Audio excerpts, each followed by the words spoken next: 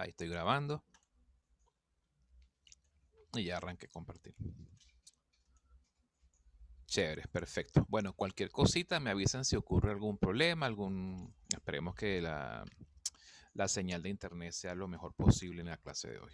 Hoy estoy transmitiendo desde mi casa. ¿Ok? Bueno, comenzamos. Eh, De acuerdo al cronograma, esta semana, la semana 2, nos encontramos en la semana 2, teníamos que ver medidas de dispersión de las muestras. Eso ya lo vimos en la clase del miércoles, ¿ok? Con el cierre de ese ejercicio que quedó, que comenzamos a estudiar, a analizar desde la clase pasada, desde la clase de la semana pasada, la clase del viernes pasado. Y bueno, ¿qué queda pendiente por hacer esta semana?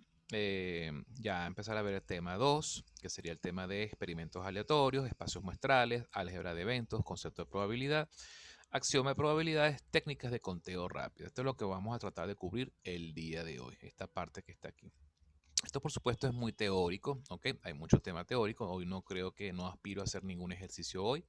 Ejercicios vamos a tratar de empezar a contemplarlos ya para la semana que viene, ¿ok?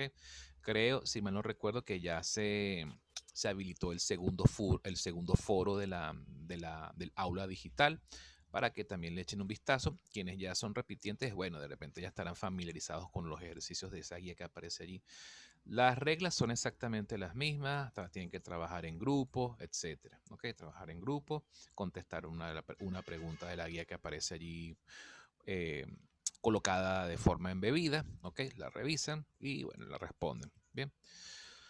Bueno, vamos ahora al tema. Vamos a ver entonces probabilidades. Pasamos entonces al...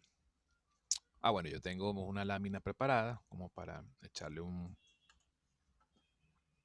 ¿Ok?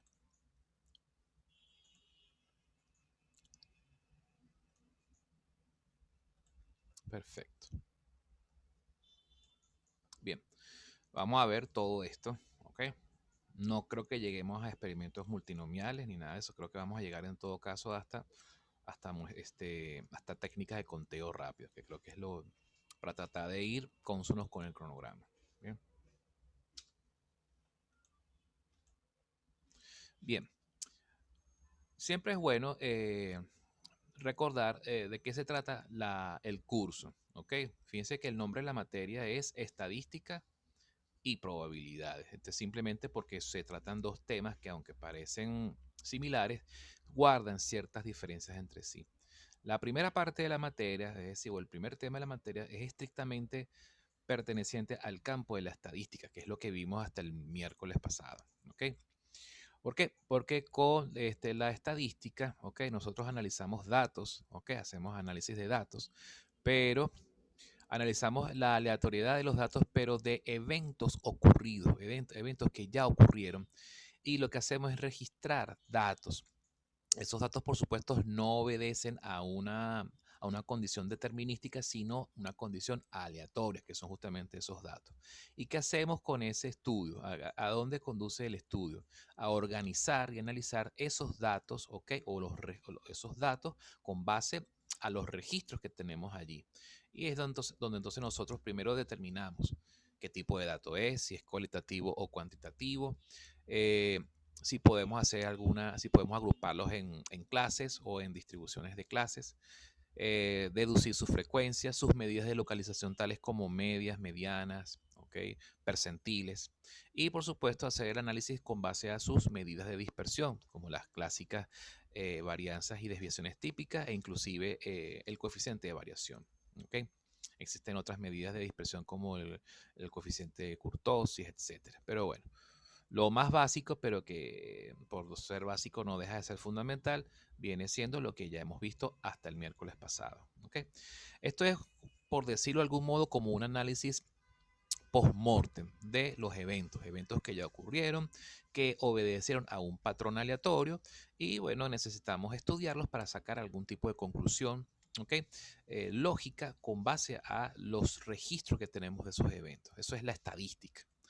Ahora, el día de hoy, a partir de hoy, vamos a ver la otra parte, que es la que realmente es la gran parte del resto de la materia, que tiene que ver con estrictamente probabilidades. Las probabilidades, ¿en qué consisten? También se refiere al estudio de eventos, pero no son eventos que ya ocurrieron, no. Los eventos no han ocurrido. Son eventos que tienen posibilidad de ocurrir, pero que como están sujetos a patrones aleatorios, no son determinísticos, no tenemos la posibilidad de poder predecir sus resultados. Sin embargo, podemos de alguna manera, mediante algunos trucos aritméticos, algunos trucos matemáticos, algunos trucos de lógica, ¿ok?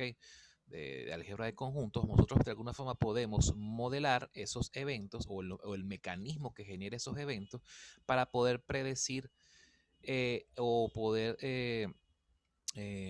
medir el grado de incertidumbre acerca de la ocurrencia de un posible resultado de esos eventos. Entonces, fíjense que mientras la estadística es el estudio del pasado, por decirlo de algún modo, las probabilidades es el estudio de la predicción del futuro, por decirlo de este modo, pues. Bien. Ahora bien, las probabilidades. ¿Qué vamos a ver para poder de alguna forma empezar a pensar o adoptar pensamiento probabilístico? Primero vamos a analizar lo que son los experimentos aleatorios. Los experimentos aleatorios vienen siendo los mecanismos pues, que permiten la generación de los datos aleatorios, de los eventos o los resultados, ¿ok?, que estamos tratando de predecir. Dentro de lo que son los experimentos aleatorios tenemos que contemplar primero que nada la definición del espacio muestral, que no es más que conjuntos, y aquí cuando hablo de conjuntos lo enfatizo, imagínense la palabra conjunto subrayado y en negrita, porque eso está íntimamente ligado a temas que ya nosotros vimos en la asignatura lógica. Bueno, lo vieron ustedes. Yo en mi época yo no cursé esa materia. En los años 90 yo cursé otro conjunto de asignaturas. Pero bueno, finalmente todo giraba a lo que estamos viendo hoy en día. ¿Ok? Los espacios muestrales los podemos modelar como conjuntos de lógica, conjuntos lógicos, ¿ok?, que a su vez después nosotros vamos a poder recurrir al álgebra de conjuntos para poder modelar de algún modo el comportamiento de esos conjuntos. Los espacios muestrales van a estar constituidos por eventos, ¿ok? Y por supuesto, al ser eventos, elementos de conjuntos, podemos nosotros generar lo que se conoce como el álgebra de eventos, que no es más que una aplicación del álgebra de conjuntos que vimos en lógica o que vieron en lógica. Con base a esto, ya nosotros estamos en capacidad de poder construir el concepto de probabilidades, ¿ok?, y todas las implicaciones que tienen con ello. Ahí veremos el concepto, definiciones, hay como 3 definiciones clásicas de probabilidades, nos vamos a casar con una de ellas y veremos después también los axiomas de las probabilidades, para después entonces pasar a lo que son las técnicas de conteo. ¿Para qué usamos las técnicas de conteo? Bueno, simplemente para contar todos los posibles resultados asociados a un determinado evento o conjuntos de eventos, que son los que nos van a permitir con esas técnicas de conteo, ¿ok?, sacar nuestras medidas de incertidumbre o lo que es lo mismo nuestras probabilidades. ¿Ok? Vamos a tratar de llegar por lo menos a la clase de hoy hasta lo que son las técnicas de conteo, por lo menos asomar las primeras técnicas, las técnicas fundamentales. Bien. Eso es pues entonces una visión de lo que es la materia, lo que hemos visto hasta el miércoles y lo que continuaremos viendo hasta el final del semestre. Sí, estoy lo más cerca posible del micrófono. De hecho, ya tengo el brazo dormido. Tengo el micrófono casi que pegado de la boca. Bueno, sonó feo esa última frase, por favor. No quiero chistes malos. Pero sí, estoy bastante cerca del aparatico. Así que, por favor, no sé, a lo mejor debe ser que tienen traten de subir el volumen. Si no, bueno, porque ya se escapa de mis manos. ¿Vale? Bueno, continúo. Por eso preguntaba que, oye, si se escucha bien la voz, todo eso, porque resulta que estoy trabajando con un equipo distinto porque se me dañó los auriculares con los que yo trabajaba regularmente. Entonces estoy probando con unos nuevos, pero no tengo más opciones por ahora. Tengo que trabajar con estos auriculares. Traten de subir el volumen a aquellos que no escuchen bien. Bien. Bueno, continuamos. Hablemos un poco de lo que son los experimentos aleatorios, que ya entrando ya en probabilidades como tal. Un experimento aleatorio, ¿ok?, es aquel en el cual su resultado no se puede predecir, ¿ok? No hay posibilidad de predecir resultados. Puede ocurrir cualquier cosa. En todo caso, nosotros pudiéramos intentar cuantificar el grado de incertidumbre asociado a la ocurrencia de un resultado. Hay grados de incertidumbre que son de tal manera que puede ocurrir la posibilidad de que ocurra cualquier resultado es la misma. Como por ejemplo cuando uno lanza un dado, o mejor dicho, cuando uno lanza una moneda, que es el experimento aleatorio más básico, existen dos posibles resultados, cara o sello. ¿Ok? Aquellos que todavía se acuerdan de cómo eran las monedas aquí en Venezuela. Era la moneda de Bolívar, que tenía la cara de Bolívar de un lado y después del otro lado el sello o el escudo de la República. Bien, entonces cuando uno lanzaba la moneda, ¿verdad? Entonces ahí hay dos posibles resultados. La posibilidad de que es de cara o que de sello.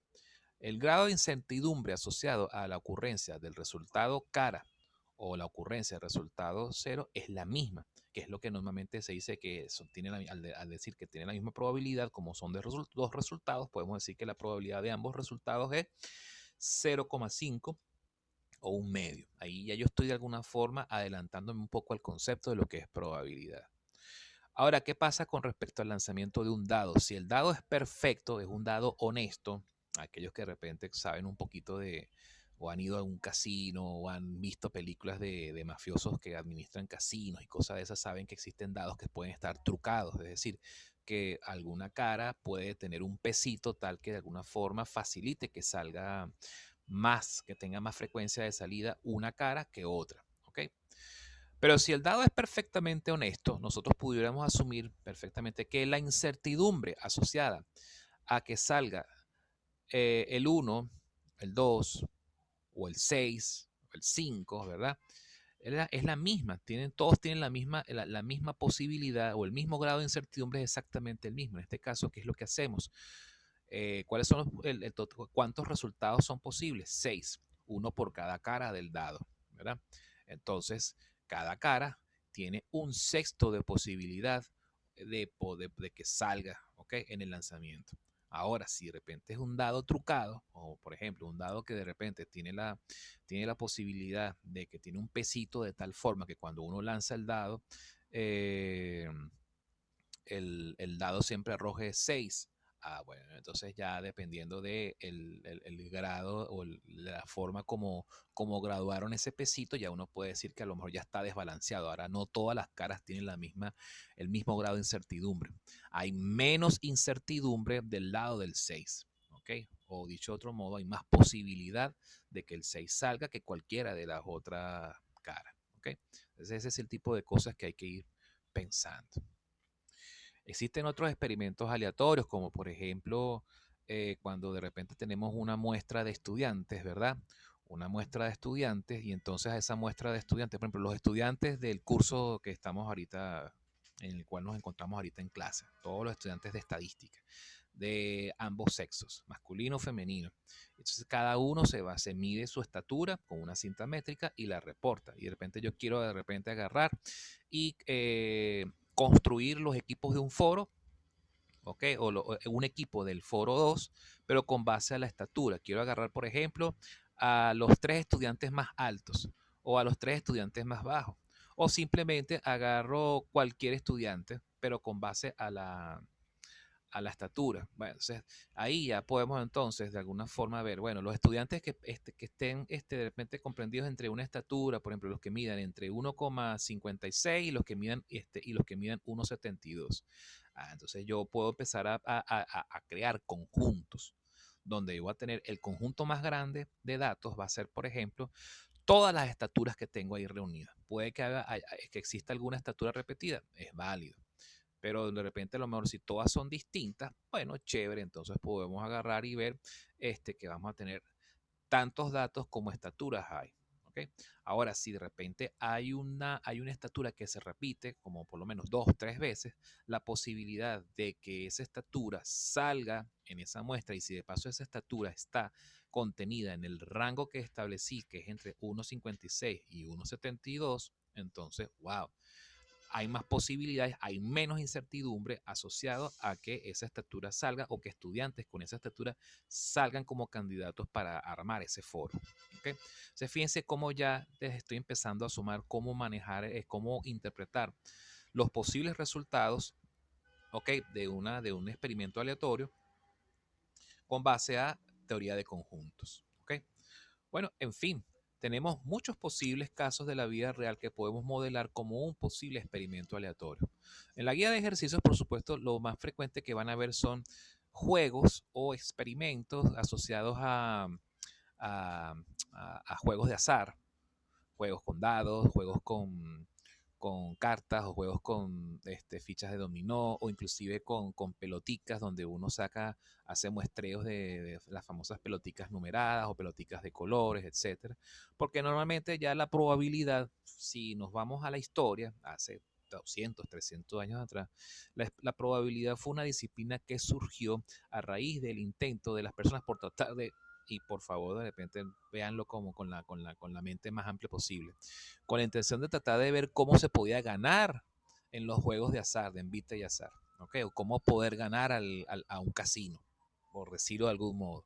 Entonces, por supuesto, esos jugadores o esas personas que eran nacidos a los juegos de envite y azar empezaron como que a encontrar ciertos patrones y trataron de alguna forma de modelar esos patrones, por supuesto, para hacerse más ricos, pero más allá de eso, encontraron que hay toda una matemática interesante detrás de ello que inclusive nos permite, inclusive, hoy ya a partir del siglo XX, se empezó como que a tomar muy en serio los conceptos de probabilidades para poder tomar decisiones inclusive a nivel gerencial, inclusive a nivel de lo que es la ingeniería, pues, bien, el control de las organizaciones y ese tipo de cosas. Si bien no es posible predecir el resultado de un experimento aleatorio, siempre debe ser posible conocer todos los resultados de ese experimento. Todos los resultados que podamos definir, que podamos encontrar, los podemos entonces agrupar en lo que se conoce como el espacio muestral. El espacio muestral de un experimento aleatorio es entonces el conjunto de todos los posibles resultados de ese experimento. ¿Okay? A ese espacio muestral siempre lo vamos a denotar con la letra mayúscula S. ¿Ok? Que si nos vamos hacia el pasado, hacia lo que es la asignatura lógica, eso es equivalente a el universo, ¿ok? Cuando estamos hablando de álgebra de conjunto. El espacio muestral entonces es un conjunto y lo tienen que ver de esa manera. Para que puedan entender la lógica de un espacio muestral, cómo funciona un espacio muestral, tienen que verlo como un conjunto. Conjunto de esos que nosotros o que ustedes vieron en lógica, ¿ok? Luego, entonces, dependiendo del tipo de datos que nosotros podemos encontrar en estos conjuntos, podemos nosotros clasificar los espacios muestrales en discretos o continuos. En el caso de espacios muestrales continuos, por supuesto, estas clasificaciones van a heredar los mismos criterios o premisas de los datos discretos y continuos que vimos al principio de la asignatura en la parte que corresponde a estadística. Es decir, espacios muestrales que estén constituidos de datos continuos es porque justamente son datos asociados a qué cosa? A magnitudes físicas, magnitudes de tiempo, magnitudes de masa, magnitudes de peso, magnitudes químicas, ¿ok? Ese tipo de cosas que siempre siempre puede haber infinita cantidad de datos que aunque los instrumentos de medición tienen un grado de precisión tal que solo te limita a mostrar cierto, pero si tú cambias el instrumento o incrementas el grado de precisión hasta cierto punto, puedes conseguir apareciendo más y más datos. ¿Ok? Entonces, bueno, mientras que los espacios muestrales discretos son, por supuesto, aquellos que contienen resultados asociados a datos discretos, que a su vez pueden ser finitos o infinitos numerables. ¿Ok? Bien, entonces, bueno.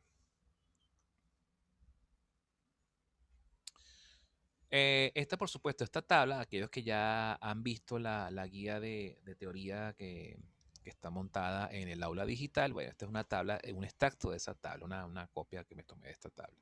Donde aquí podemos ver ahora en esta columna los diferentes experimentos aleatorios que podemos llevar a cabo. Y aquí es importante que el experimento aleatorio lo asocien con un determinado elemento, ¿ok?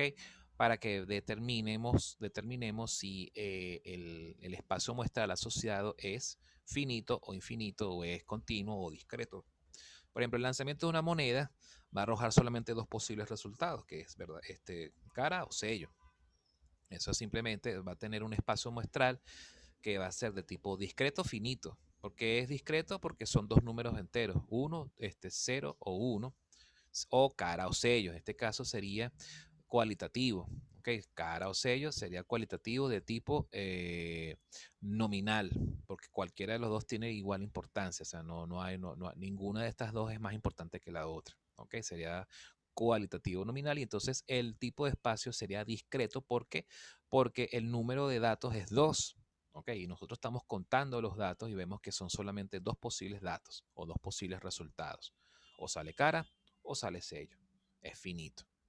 Lanzamiento de un dado, el mismo caso. ¿Ok? Solo que entonces en vez de ser dos posibles resultados, son 6. Sigue siendo discreto el número que define el espacio muestral, pero es finito. Altura de un estudiante. Normalmente cuando ya estamos trabajando con magnitudes físicas, ¿ok? O magnitud de algún tipo, magnitud de alguna variable del mundo físico, ¿verdad? O del tiempo, entonces tenemos que de alguna forma acotar esa magnitud entre un valor mínimo y un valor máximo, ¿ok?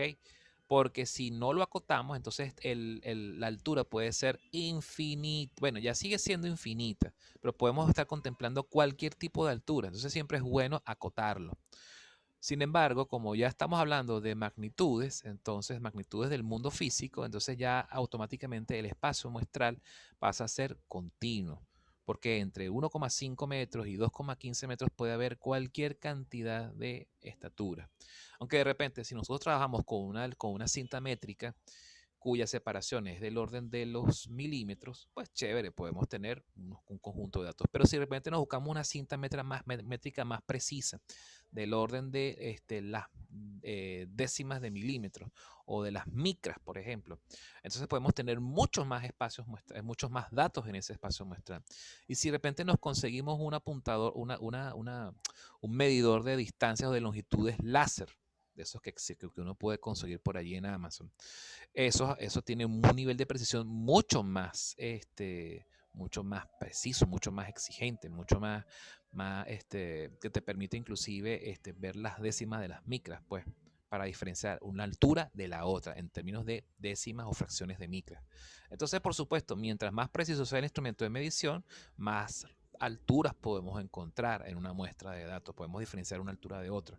Por lo tanto, estaríamos hablando de datos continuos, ¿ok? O espacio muestral continuo. ¿Por qué? Porque puede ser infinito, cualquier valor puede caber allí. Y bueno, así ese tipo de análisis lo podemos extrapolar a cada uno de estos demás ejemplos que vemos acá. Otros ejemplos que podemos nosotros tener en un espacio muestral es el número de personas que pueden ingresar al banco durante una hora. El número de personas que pueden ingresar al banco durante una hora, supongamos, en un día que es, por ejemplo, día normal, pues no pensemos, por ejemplo, en el caso de cuando es un día donde están pagando la pensión a nuestros abuelitos. Bueno, si fuese el día en que están pagando la pensión a nuestros abuelitos, pueden ser 200 personas, pero pueden ser 215, pero pueden ser 230, pueden ser 300, todo depende. Como no hay un tope, porque puede ser cualquier número y siempre van a ser números grandes, entonces podemos decir que el tipo de espacio muestral sería discreto, pero sería infinito numerable. ¿Por qué? Porque no hay un número máximo. ¿Okay? Otro caso, distancia resultante del lanzamiento de una jabalina. Aquellos que de repente no saben a qué se refiere esta frase. En atletismo, ahí existe una prueba de atletismo que se conoce como lanzamiento de jabalina. Una persona que agarra una lanza o una jabalina, pues la lanza con todas sus fuerzas y mientras más lejos llegue y por supuesto caiga hacia un blanco establecido, bueno, tiene más posibilidades de poder ganar la competencia. ¿Okay? Por supuesto, ahí volvemos otra vez a trabajar con una variable de tipo continua, que es la distancia, una longitud. Okay, entonces, ¿cuáles son los posibles resultados? Bueno, los resultados pueden ser infinitos. Por lo tanto, al ser infinitos los posibles resultados, ¿okay? Entonces podemos decir que el espacio muestral es continuo. Número de asientos ocupados en una feria de comida durante la tarde. Bueno, si quieren, la feria de comida, si uno hace el conteo de cuántas, la feria de la UCAP, antes de la pandemia, por lo menos, uno podía contar y sacar una cuenta rapidito de que ahí pueden haber fácilmente como unos 200 asientos o 200 puestos ocupados. Bien, ahora, durante la tarde, fijamos la hora entre la 1 de la tarde y las 6 de la tarde. ¿Cuántos asientos pueden estar ocupados? Mínimo 0 asientos. pero eso puede ocurrir, por ejemplo, un domingo o un sábado ya a las 4 de la tarde. Máximo número de asientos ocupados, los 200. Puede haber 201 asientos ocupados, 202 asientos o 215 asientos ocupados. Imposible porque es máximo 200. Ya con que tenemos un número tope, que son 200, ya tenemos entonces qué cosa. Podemos ya decir que primero que es discreto el espacio muestral de ese experimento, pero por otro lado que es discreto y punto. No es infinito numerable. ¿Por qué? Porque no hay números más allá de ese tope de 200 puestos. ¿Ok? Pueden haber 150, pueden haber 170, pueden haber 10, pueden haber 15, no importa. Ya dependerá del día en que se haga el registro, ¿verdad? Pero lo cierto es que como tiene como número máximo 200, ya es simplemente primero una variable discreta y por ende es un espacio muestral discreto que no se puede considerar infinito numerable porque no pasa de 200. ¿Ok? Ese número. Bien, básicamente como para que ya empecemos a hilar cosas de alguna forma, a ver cómo adaptamos lo que ya vimos de datos aleatorios, datos continuos, datos discretos continuos, infinitos numerables, datos cualitativos y cómo de alguna forma, dependiendo del tipo de datos que estamos manejando, podemos clasificar al espacio muestral de una u otra manera. Ahora hablemos de los eventos. Me quedan 10 minutos, pero yo creo que en estos 10 minutos podemos revisar rápidamente este concepto.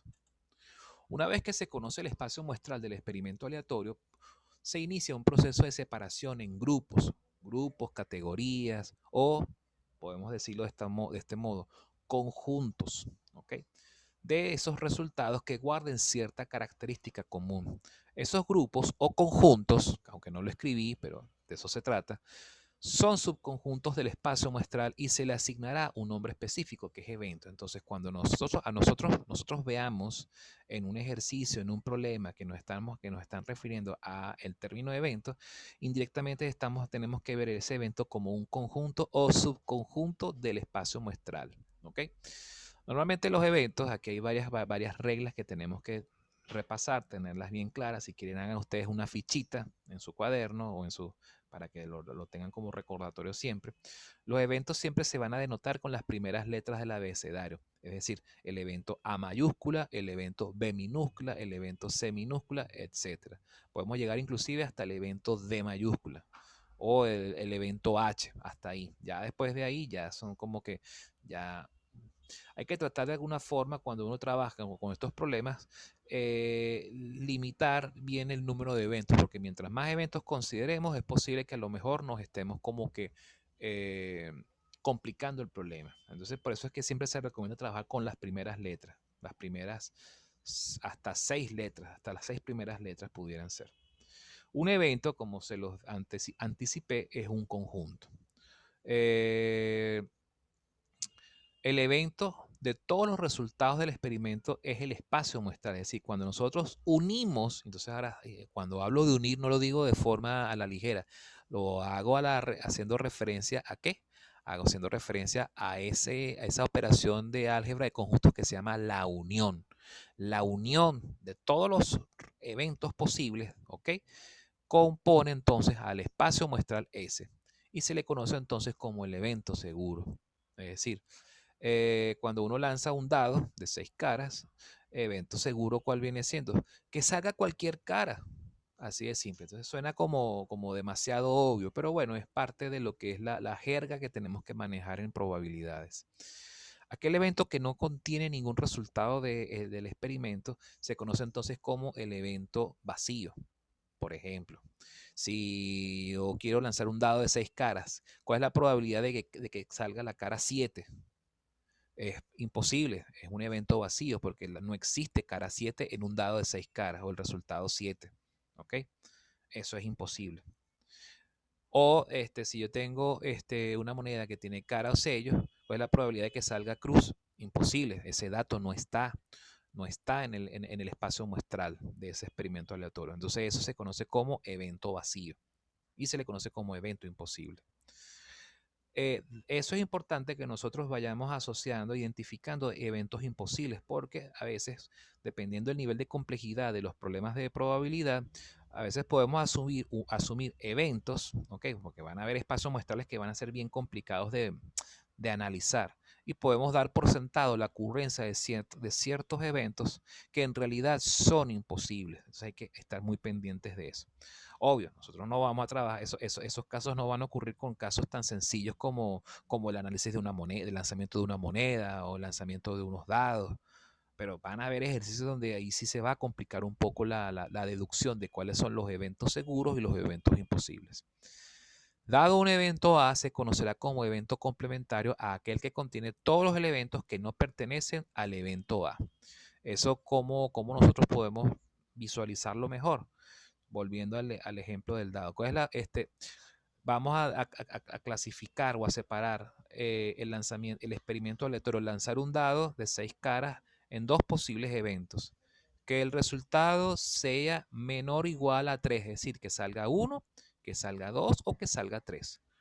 Entonces ese sería mi evento A mayúscula. El evento complementario del evento A mayúscula, ¿cuál vendría siendo? Cualquier otro resultado que esté fuera del conjunto A, es decir, que salga 4, que salga 5 o que salga 6. Ese viene siendo entonces el evento complementario. Normalmente se denota con una barrita encima de la letra A. ¿Ok? Hay a veces las personas pueden agarrar y decir, bueno, vamos a definir el evento A como los resultados del 1 al 3 y el evento B mayúscula como los resultados del 4 al 6. Pero puede ser más práctico definirlos en términos de evento y su complemento. Evento A del 1 al 3, resultados del 1 al 3 y el evento A complemento del 4 al 6, es decir, todos los resultados que no pertenecen al evento A. ¿Okay? Esas son formas que nosotros podemos valernos para poder simplificar un poco la notación. ¿Okay? Y para de alguna forma seguir manteniéndonos en el uso solo de las primeras letras del abecedario. No exagerar en el uso de letras y letras y letras y letras con subíndices y cosas por el estilo, porque terminamos saturando la nomenclatura que empezamos a aplicar para analizar o abordar un problema. Entonces, tomen en cuenta que ustedes pueden de repente agarrar y recurrir a la notación complemento. Y como recordarán, el evento complementario es una aplicación de la teoría de conjuntos, es decir, del conjunto complemento. A complemento, B complemento, etc. A aquel evento que contiene solo un resultado del experimento se le conocerá entonces como evento elemental. Por ejemplo, definimos en vez de A, que sean los resultados que van del 1 al 3, simplemente A es el evento que contiene el resultado 6. Es decir, voy a centrar mi atención solamente en el resultado del 6, de que salga 6, porque el 6 siempre es el número ganador cuando uno está jugando un juego de mesa, ¿cierto? Entonces, ese evento A lo podemos denominar perfectamente como un evento elemental porque está compuesto solo de un único resultado, es decir, el resultado asociado a que yo gane la partida o a que yo pueda jugar dos veces, ¿ok? Cuando estoy jugando un monopolio, por ejemplo, o estoy jugando ludo, ¿ok? Entonces, si es un evento que se compone de un solo resultado, se conoce como evento elemental. Con los eventos se pueden realizar las mismas operaciones que se realizan con conjuntos, es decir, vamos a ver operaciones de intersección, vamos a ver unión, complemento y producto cartesiano. Una pregunta, muchachos, ¿cuánto tiempo me queda? Que hace rato me lanzó la señal de que me quedaban 10 minutos. ¿Ya se acabó? ¿Ya falta poco? No, bueno, Profe, falta. Dos creo que minutos, quedan 2 minutos y medio más o menos. 2 minutos 40. Perfecto, entonces fíjense, lo que vamos a hacer es lo siguiente, porque si sigo me voy a inspirar y me va a cortar el Zoom. Porque a partir de este momento ya tenemos que entonces empezar a hablar de teoría de conjunto. Vamos a hacer algo, vamos a salirnos entonces de esta sesión y vamos a pasar a la siguiente sesión de 40 minutos, ¿de acuerdo? Y ahí nos vamos a dedicar a trabajar con teoría de conjunto, ¿ok? Nos vemos entonces en breves instantes, por favor no se pierdan, ya nos vemos, ¿ok?